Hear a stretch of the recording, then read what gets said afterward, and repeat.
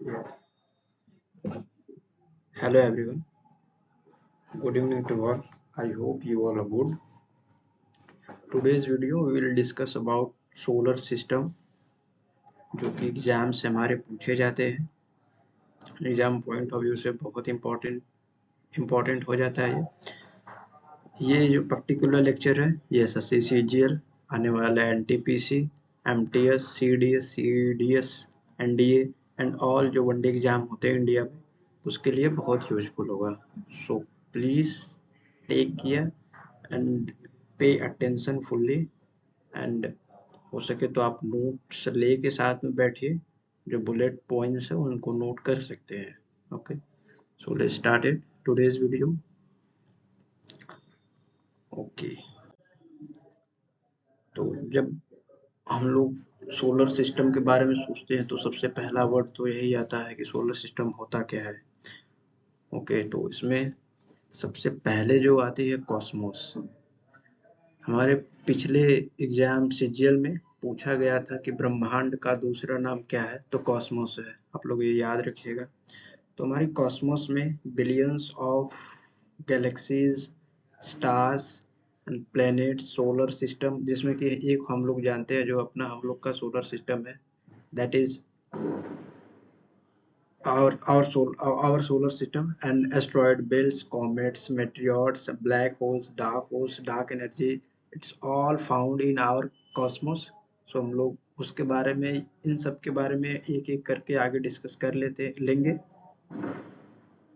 तो अब ये कॉस्मोस ध्यान रखिएगा. Okay, next. तो हम लोग का पहला तो यही डाउट होता है कि भाई ओरिजिन ऑफ कॉस्मोस कैसे हुआ, राइट. तो हम लोग उसके बारे में डिस्कस कर लेते हैं. तो बिग बैंग थ्योरी एक लेमेटियर थे, ये आप लोग याद रखिएगा प्लीज. जो सबसे पहले जिन्होंने दिया था वो लेमेटियर थे, जिन्होंने 1927 में बिग बैंग थ्योरी दिया. लेकिन इसके बाद एडविन हबल ने जो अपनी थ्योरी दी है उसको ही आज के बेसिस में माने जाते हैं. उन्होंने 1929 यानी कि 2 साल बाद ही अपना कंसेप्ट दिया, जिस जिसमें उन्होंने कहा था कि आज भी हमारा कॉस्मोस एक्सपेंड हो रहा है. मतलब कि कॉस्मोस का जो फॉर्मेशन हुआ था, जो उत्पत्ति हुई थी, कि एक सेलुलर नेबुला था, स्टेलर नेबुला, उसके बाहरी फोर्स के कारण उसमें विखंडन हुआ और जिससे कि बिलियंस ऑफ गैलेक्सीज का फॉर्मेशन हुआ, राइट. और जिसे लेमेटियर ने 1927 में देखा था. सॉरी. और फिर हबल टेलीस्कोप ने एक्चुअल रीजन बताया कि भाई अभी आज भी हमारे लोग का जो कॉस्मोस है वो एक्सपेंड हो रहा है और एट द एंड जब वो कोलैप्स होगा तो हम लोग भी उसमें कोलैप्स हो जाएंगे, राइट. तो आते हैं अपने नेक्स्ट स्लाइड पे. आई होप ये आपको क्लियर हो गया होगा. गैलेक्सीज. ओके, तो जैसे कि मैंने पहले ही बताया कि हम लोग का जो कॉस्मोस फॉर्मेशन हुआ था उसमें बिलियंस ऑफ गैलेक्सी हैं. तो गैलेक्सी के बारे में पढ़ लेते हैं. गैलेक्सी ग्रुप ऑफ स्टार होता है, राइट. और जो इसके आउटर पार्ट पे जो स्टार्स होते हैं उनको यंग स्टार, आउटर आर्म पे होते हैं उनको यंग स्टार. जो मिडल में होते हैं वो मिडल होते हैं. जो बीच में होते हैं जो जाके बीच में ब्लैक होल में मिक्सअप हो जाते हैं, राइट. इसलिए ब्लैक होल बहुत ही डेंस हो जाता है. इवन ब्लैक होल में से लाइट भी पास नहीं कर सकती है, इतना डेंसिटी उसका हाई होता है. ओके, सो आवर हम लोग का जो गैलेक्सी है जिसे मिल्की वे आकाशगंगा कहते हैं, वो स्पाइरल शेप में है. ये एग्जाम्स में पूछा गया है कि आकाशगंगा का शेप कैसा होता है, तो you remember this, spiral shape होता है. ओके, प्रेजेंट टाइम में दो गैलेक्सियों के बीच की जो डिस्टेंस है वो कंटिन्यूसली इंक्रीज हो रही है, जो कि हब्बल ने बता दिया था, राइट. तो अब हम लोग आगे चलते हैं. स्टार. स्टार क्या होते हैं? जैसे कि formation of Galaxy with star होता है, राइट। तो हमने स्टार के बारे में पढ़ लेते हैं। तो सन हम लोग का जो सन है एक स्टार ही है, राइट। और इस ब्रह्मांड में बिलियन ऑफ स्टार है, उसमें से हम लोग का एक छोटा सा सन है और उसकी एज 4.5 बिलियन है। मतलब कि हमारे हम लोग का जो ब्रह्मांड बने 13.5 बिलियन हुआ, उसमें से हम लोग का जो सन है, हम लोग का सोलर सिस्टम, उसको बने 4.5 बिलियन ही हुआ है। अच्छा, सन को 4 टाइप्स में क्लासिफाइड कर सकते हैं जिससे हमें पढ़ने में आसानी होती है। Centre part, photosphere. फोटोस्फेयर क्या होता है? जो जो हम लोग का सन दिखता है वो फोटोस्फेयर होता है, राइट। क्रोमोस्फेयर क्या होता है? Atmosphere of sun is called chromosphere. मतलब उसका जो एटमॉस्फेयर है वो क्रोमोस्फेयर कहलाता है। कोरोना क्या होता है? किरीट, जैसे हिंदी में किरीट बोलते हैं। ड्यूरिंग द इक्लिप्स यानी सूर्य ग्रहण के टाइम पे हमें कोरोना दिखता है और वो बहुत यूवी किरण होते हैं, अल्ट्रा वैगनी किरण होते हैं, जो हमारी आंखों के लिए बहुत सेंसिटिव होते हैं, बहुत हार्मफुल होते हैं। इसके लिए हम लोग को गांव में बोला जाता था कि आप लोग इसको बिना चश्मा के जो एक्लिप्स है उसको नहीं देखना चाहिए क्योंकि वो हार्मफुल होते हैं। ओके। तो स्टार का बेसिक सा डेफिनेशन है, जिसके पास अपना स्वयं का एनर्जी हो, स्वयं का टेम्परेचर हो, वो स्टार कहलाता है। तो ये हम लोग का मॉर्निंग स्टार जिसे हम लोग देखते हैं सुबह सुबह उठ के, और ये क्लासिफिकेशन ऑफ स्टार इसमें देखा गया है। आप वीडियो पॉज करके एक बार देख सकते हैं। Okay, moving to the next slide is planet, right? So what is planet? planet क्या होते हैं? तो जो बॉडी जिसके पास सेलेस्टियल बॉडी, जिसके पास अपनी स्वयं की एनर्जी नहीं है, वो स्टार से प्रकाशित होते हैं, उनको ही प्लेनेट कहते हैं, सिंपल। और प्लेनेट के पास अपनी एनर्जी नहीं होती, इसका मतलब कि जो हम लोग का चांद है, चांद के पास कोई एनर्जी नहीं है। तो ये बात जो आती है कि चांद सा रोशन चेहरा, तो चांद में कोई एनर्जी नहीं होती है, उसके पास कोई अपना टेम्परेचर नहीं होता है। वो सन के टेम्परेचर से, सन के एनर्जी से चमकता है, तो वो ग्लूमी होता है, उसके पास अपना एनर्जी नहीं होता है, राइट।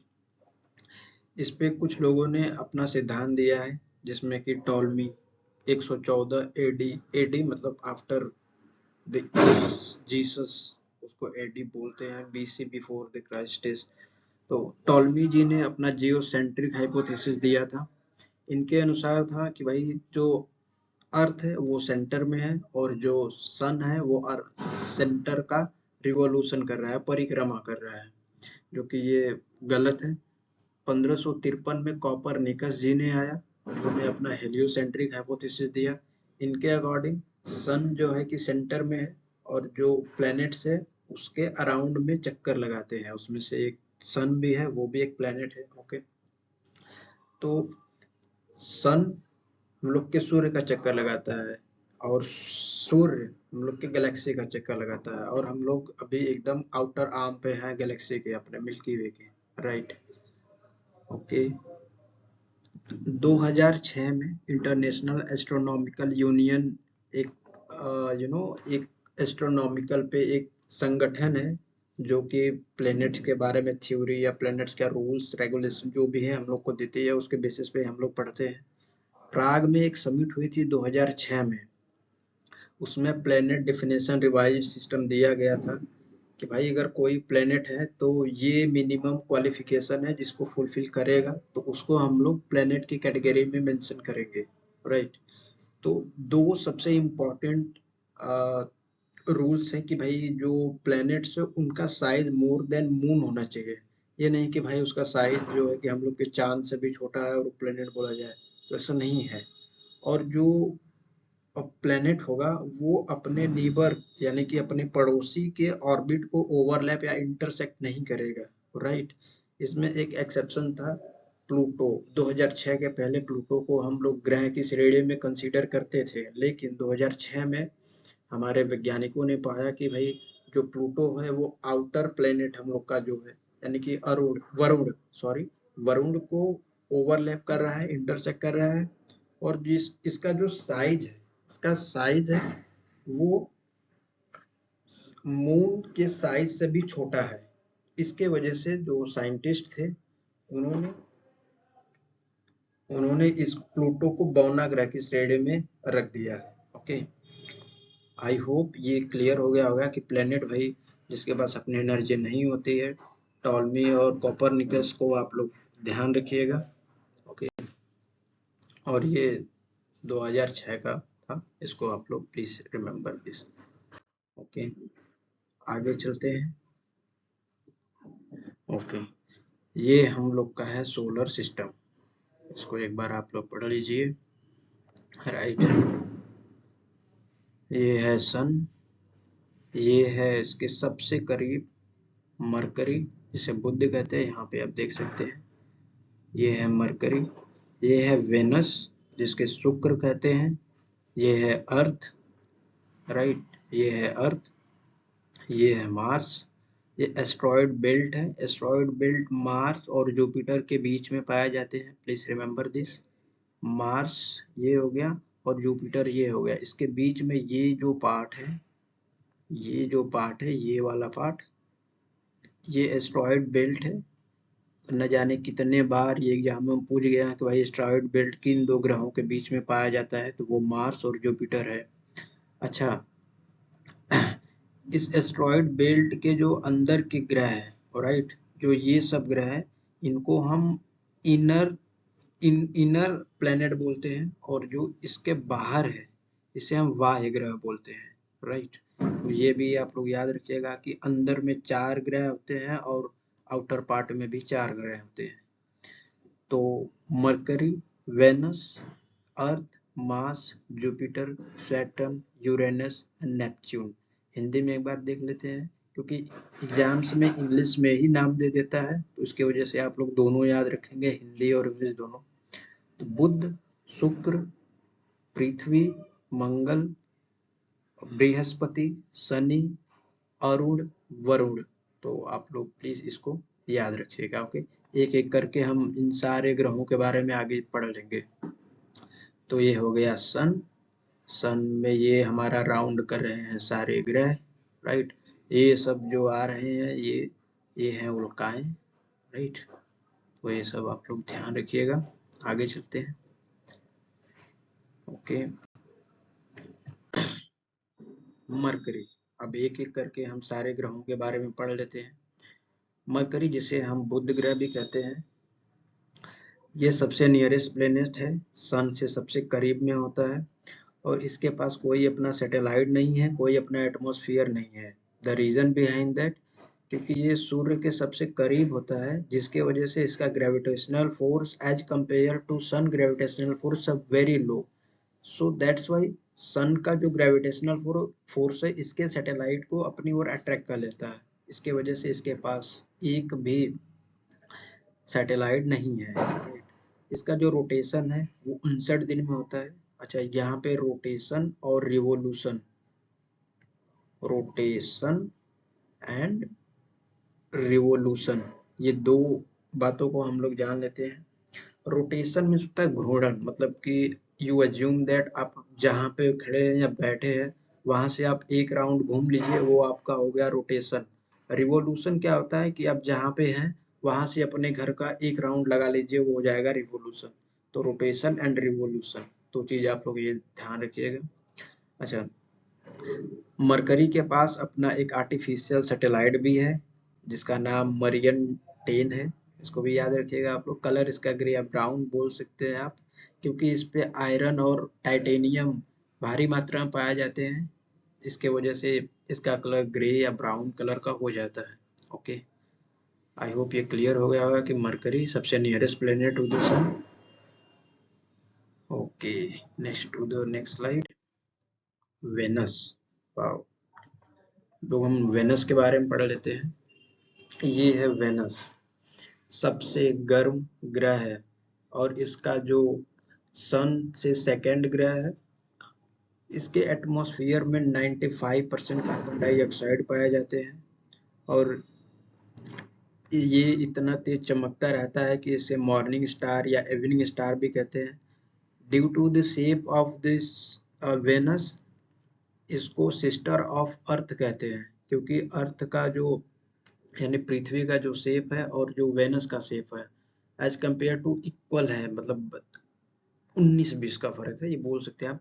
इसके वजह से इसे सन का सिस्टर, अर्थ का सिस्टर कहते हैं, राइट। इसका रोटेशन 243 दिन, रिवोल्यूशन 224 दिन होता है। इसके पास भी कोई सैटेलाइट नहीं पाती है। फर्दर रीजन दैट ये भी सन के बहुत क्लोज होता है, इसके वजह से इसके पास भी कोई सैटेलाइट नहीं है। अच्छा, ये बहुत इंपॉर्टेंट बात है, बहुत बार एग्जामों में पूछा जा चुका है कि भाई ये जो रिवोल्यूशन करता है अपोजिट टू द अर्थ करता है, मतलब कि अर्थ का जो रिवोल्यूशन है वो वेस्ट टू ईस्ट है, लेकिन वेनस यानी शुक्र का जो रिवोल्यूशन है अराउंड द सन वो ईस्ट टू वेस्ट है। तो ये बात आप लोग प्लीज ध्यान रखिएगा, बहुत बार एग्जामों में पूछा गया है, राइट। चलते हैं आगे। ऑलराइट, अब आ गए हैं हम लोग अपने अर्थ पे, राइट। ओ यार, मिस हो गया स्लाइड यार। अर्थ के बारे में हम डिस्कस कर देते हैं कि अर्थ में अर्थ हम लोग का एक ऐसा सैटेलाइट, ऐसा प्लेनेट है जिसके पास 71% तक वाटर है। इसे ब्लू प्लेनेट कहते हैं। क्यों? क्योंकि इसका जो इस पे हम लोग का वाटर पाया जाता है, जिसकी वजह से ये ब्लू रहता है, इसी वजह से इसे हम ब्लू प्लेनेट भी कहते हैं। ओके, और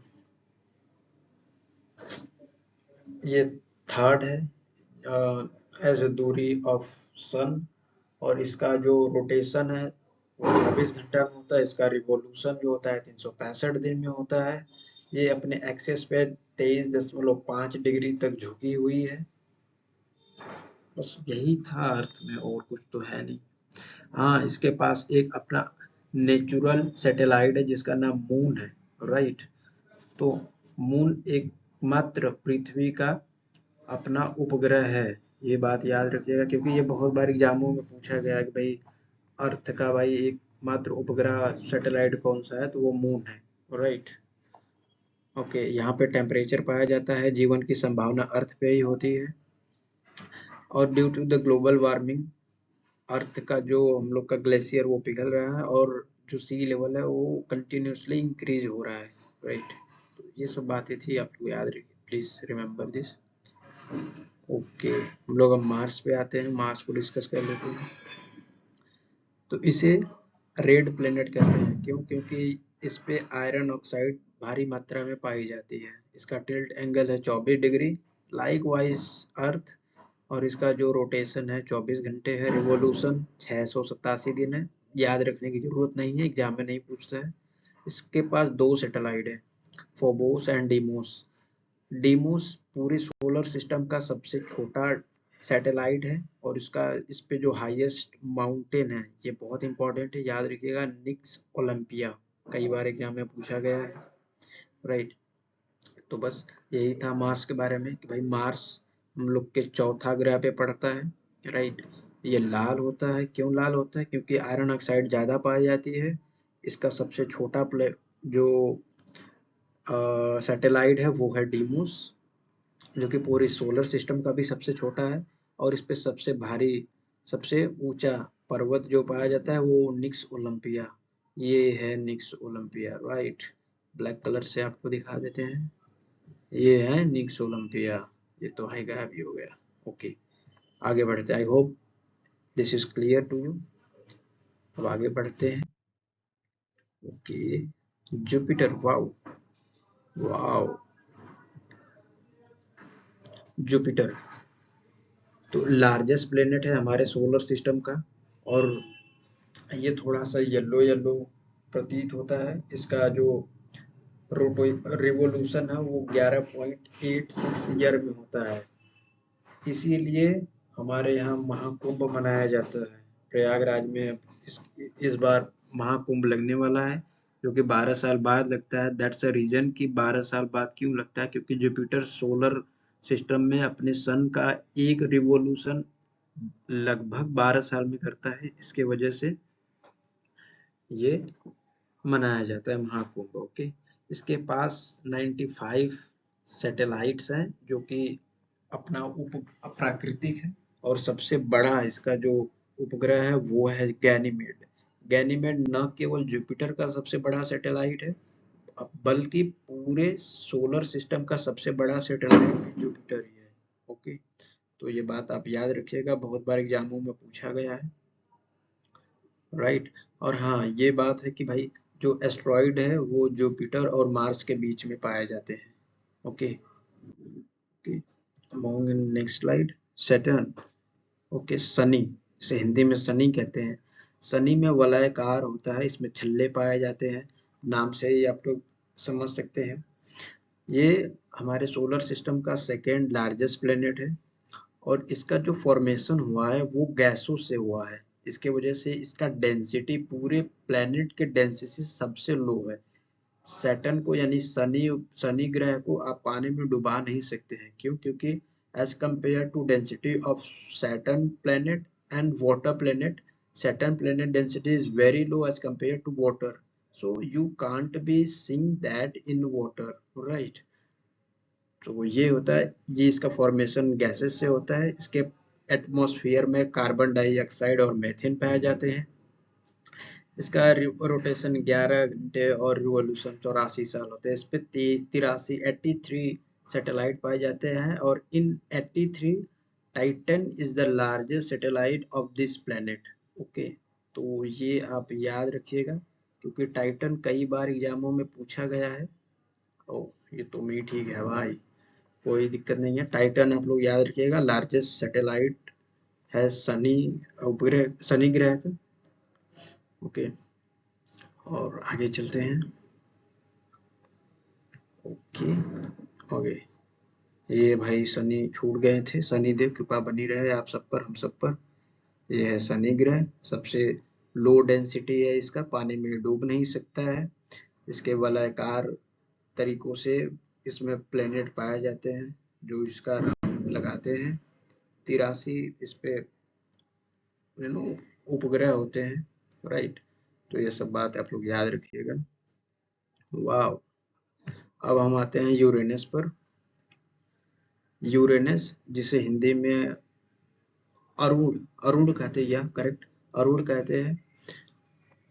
सब सबसे ज्यादा कोई प्लेनेट टिल्ट है, टिल्ट इन द सेंस कि झुका हुआ है, सोया हुआ है, तो वो है यूरेनस। यूरेनस सबसे ज्यादा झुका हुआ है, इसके वजह से इसे सोता हुआ ग्रह भी कहते हैं। एग्जामों में कई बार पूछा गया है कि सोता हुआ ग्रह किसे कहते हैं, तो वो है यूरेनस। इसका रोटेशन 17 घंटा में होता है। ओके सॉरी, यहाँ पे 17 साल लिख दिया गया है भाई, 17 साल में एक राउंड कैसे मारेगा। ऑलराइट, या ये भी तो वही है, 17 साल में इसके पास 27 सैटेलाइट, और इसका सबसे लार्जेस्ट सैटेलाइट है टाइटेनिया। यू डोंट आप कंफ्यूज होइएगा कि भाई शनि का कौन सा है और यूरेनस का कौन सा है, और इसके बाद नेपच्यून जो आएगा उसका भी, तीनों का जो सैटेलाइट्स है थोड़ा कंफ्यूजिंग है। जो शनि का होता है वो टाइटन होता है, शनि का लार्जेस्ट सैटेलाइट। जो यूरेनस का होता है वो टाइटेनिया होता है, इसके बाद जो नेपच्यून आएगा उसका टाइट्रोन होगा। तो प्लीज आप लोग कंफ्यूज मत होइएगा। आगे बढ़ते हैं, I hope this is clear to you. Okay, आगे देखते हैं।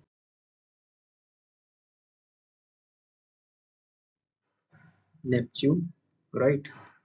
सो नेपच्यून सबसे दूरी पे ग्रह हुआ है इस टाइम, 2006 के पहले, जब हम लोग प्लूटो को as a planet, as a planet consider करते थे, ग्रह कंसीडर करते थे, तो ये सेकेंड फारेस्ट ग्रह हुआ करता था। लेकिन एट नाउ 2006 के बाद ये कंसीडर किया जाता है कि एज अ सबसे दूरी पे ग्रह है, तो है नेपच्यून। ओके, सबसे ठंडा ग्रह है, इसका 16 घंटे में अपने अपने एक्सिस पर रोटेशन कर लेता है और इसका रिवॉल्यूशन 164 ईयर है। इसके पास का सबसे बड़ा जो सैटेलाइट है वो है Triton. So Titan, Titania and Triton, you don't confuse in 3 satellites. Okay, moving to the next slide. कुछ हमारे छोटे छोटे हैं चीजें सॉरी उसको हम लोग डिस्कस कर लेते हैं, जिसमें मैटर्स क्या होते हैं, जिसे हिंदी में उल्का कहते हैं, राइट। तो कई बार एग्जाम में पूछा गया है कि भाई मैटर्स किन 2 प्लेनेटों को बीच में पाया जाता है, तो वो मंगल और बृहस्पति हम लोग पिछले ही डिस्कस कर चुके हैं, उनके बीच में पाया जाता है। तो जो मैटर्स होते हैं वो एस्ट्रॉयड बेल्ट का पार्ट होते हैं, और ये जो लोकेटेड होते हैं वो सन से, जो हम लोग के अर्थ से उससे दूर होते हैं। जब ये सन के ग्रेविटी में आते हैं, सन के जब ग्रेविटी में आते हैं तो ये टूटना स्टार्ट कर जाते हैं, और जब टूटते हैं तो ये बर्निंग स्टार या शूटिंग स्टार के नाम से भी जाने जाते हैं। आप लोग देखा होगा कभी आसमान से टूटता हुआ तारा या बर्निंग स्टार की तरह आता है और चला जाता है। क्यों चला जाता है? क्योंकि बिकॉज ऑफ अर्थ का एटमॉस्फेयर, ये जब आता है तो बर्निंग होने लगता है और ये जल जाता है, इसलिए अर्थ के सरफेस क्रस्ट पे नहीं पहुंच पाता है, राइट। कॉमेट्स क्या होते हैं?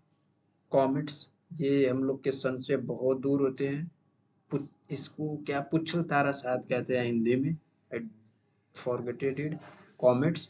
और ये सन से बहुत दूर होते हैं, और एक कॉमेट जो हैली नाम का कॉमेट्स है, I will mention here is, जो हैली नाम का जो कॉमेट्स है, हैली नाम का, ये 76 साल बाद एक टाइम दिखता है, तो इसको आप लोग याद रखिएगा, राइट।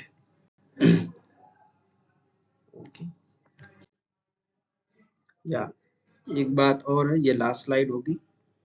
इक्लिप्स यानी कि ग्रहण, ग्रहण क्या होते हैं? तो 2 प्रकार के ग्रहण पाए जाते हैं, राइट। एक होता है सोलर इक्लिप्स। सोलर इक्लिप्स में क्या होता है, आप लोग थोड़ा देखिएगा। अर्थ, ये हो गया अर्थ, ये हो गया मून, और इधर हो गया सन, राइट। तो जो मून होता है, वो मून अर्थ से जब हम लोग देखते हैं तो मून अर्थ और सन के बीच में आ जाता है। जब अर्थ और सन के बीच में आ जाता है तो हमको सन नहीं दिखता है। उस ड्यूरिंग में हमको कोरोना यानी कि सन का आउटर पार्ट, किरीट ही दिखता है, राइट।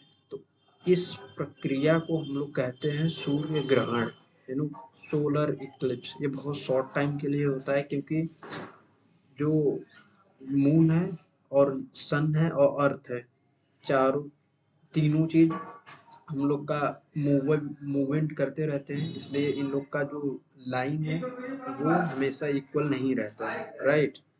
तो ये बात आप लोग ध्यान रखें। एक होता है लूनार इक्लिप्स। लूनार में क्या होता है कि भाई हम लोग का जो अर्थ है अर्थ है वो सन और मून के बीच में आ जाता है, ऑलराइट। सन और मून के बीच में आ जाता है और हमको मून नहीं दिखाई देता है। क्यों नहीं दिखाई देता है? क्योंकि अर्थ अगर बीच में आ जाएगा तो सन का जो लाइट है वो मून पे नहीं पड़ेगा। जब मून पे नहीं पड़ेगा तो मून हमको दिखाई नहीं देगा। सो वेरी सिंपल, ये लूनार इक्लिप्स हो गए, right. I hope this to it's clear to you, right. आगे देखते हैं क्या है भाई। ओके ओके ओके, तो हमारा वीडियो आज का यहीं तक था। थोड़ा वीडियो लॉन्ग हो गया है, बट कोई नहीं, हमने ट्राई किया है कि अपना बेस्ट देने का, राइट। वीडियो अच्छी लगी हो तो प्लीज़ लाइक कर दीजिएगा। नए हैं, थोड़ा सीख लेंगे आगे चल के, राइट। आई होप ये वीडियो आपको यूजफुल लगेगी एंड यूजफुल होगा। And the further upcoming video हम लोग इस पे बेस्ड एमसीक्यू क्वेश्चन और पीवाईपी जितने भी प्रीवियस ईयर पूछे गए हैं उसको हम लोग डिस्कस कर लेंगे, right. So thank you so much for watching till the end, and take care of yourself, और keep smiling, keep growing, keep learning, keep smiling. Thank you so much, bye bye, take care.